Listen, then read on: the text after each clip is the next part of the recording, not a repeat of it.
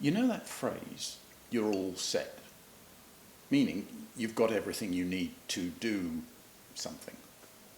You're all set to drive. You've passed your test, bought a car, insured it, you're all set. What do you need? What does it take to be all set to live life to the full? Well, there's some debate about that, isn't there? In fact, that's not quite true. There is intense debate around that question all the time. Most are in agreement that to live life to the full, we need some kind of security and some kind of identity from which to operate. Most people would agree that you cannot really live life to the full without those. But there the agreement ends and the debate begins, because what kind of security is required? What kind of identity?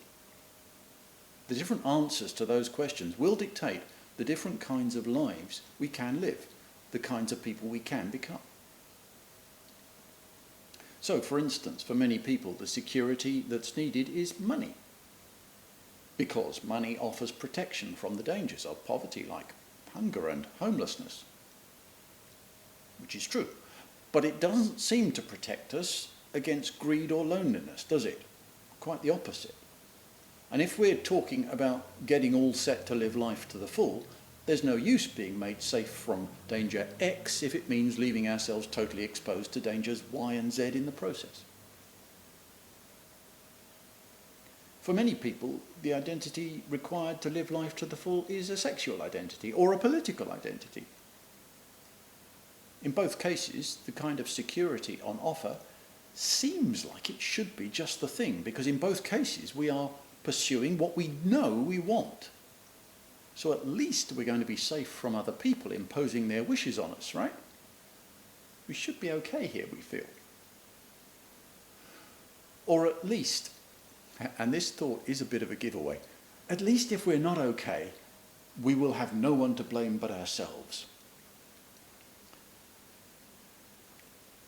The mere fact that we're entering on what's meant to be life to the full, already tucking away this particular crumb of comfort, rather does give the game away. Deep down, we know that locating our true sexual or political identity will not mean that we've found the place from which to begin living life to the full. YouTube is, of course, full of claims to the contrary.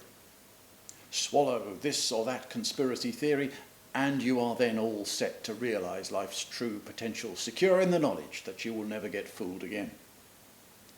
So say scores of impassioned vloggers, our would-be teachers, philosophers, friends and guides. In John 10, 1-20, Jesus calls people like this thieves and robbers. The reason being that they stop people acquiring the security and the identity which life to the full needs to have as its base. So what is his take on this? What is the security, the identity that makes someone all set to live life to the full?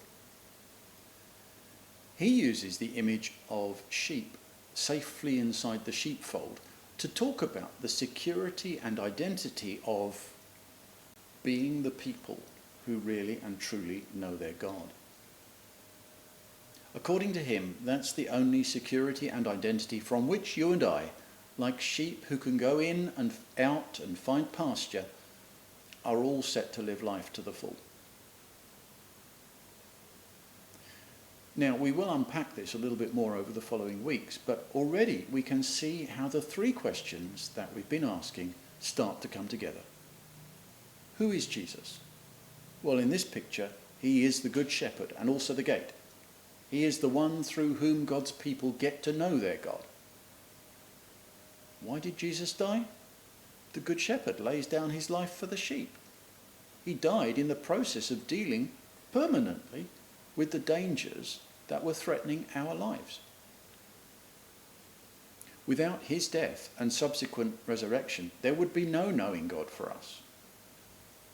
So what? His sheep listened to his voice. Shepherding in that culture was voice activated. There was mutual recognition between shepherd and sheep. These animals weren't farmyard Einsteins, but they knew enough to respond when the shepherd called. The picture holds good for us. Jesus' pictures do have a habit of doing that. We'll talk again about how we can listen and how respond. But for now, what is the identity and the security we need to start really living? It's knowing God.